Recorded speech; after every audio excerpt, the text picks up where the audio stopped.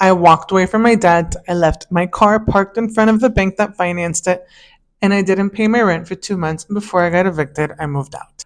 So, what were the consequences to my actions? If you're new here, my name is Lorena. I left the United States 2 years ago and moved to Colombia. I kind of played the system. And a lot of you guys are asking me or wondering, did you get punished for that? And the simple answer is, not really. It's fear mongering. I'm only here to tell you what happened to me and what my experience was. So let's start with the credit card debt. What happened? Nothing. They just reported me to the credit bureau. They eventually charged it off. It went to collections, and that's where it's at. And in about 3, 4 more years, it'll disappear from my credit because that's how the rules work. In the meantime, if I was living in the US, my credit would be considered shot. But I'm not living in the US anymore. I live in Colombia, and I have pristine credit in Colombia. And the credit that I have in the United States doesn't matter here because credit scores are a fucking American sham. So, yeah, and frankly, by the time I chose to walk away from my debt, I had already been late on several payments because the minimums were so high and these credit card companies were unwilling to work with me. So they had already damaged my credit, which means they left me with nothing to lose. What about my car?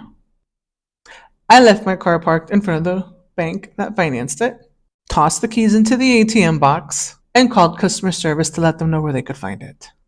And what were those consequences? Nothing. All I got were a bunch of letters that I owed them this, I owed them for towing, I owed them for blah, blah, blah. I was like, no.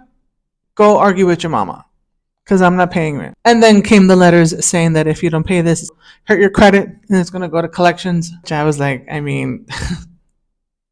everything's in collections. Might as well put it in there. Again, in 7 years, it ain't going to matter. And then my rent. I didn't pay that for 2 months. But here's the thing. I didn't have a landlord. I didn't have an actual person I was paying my rent to. My building was owned by a property management firm that owned 400 other properties in the United States. I didn't pay my rent for 2 months, packed all my shit, and left the keys on the counter.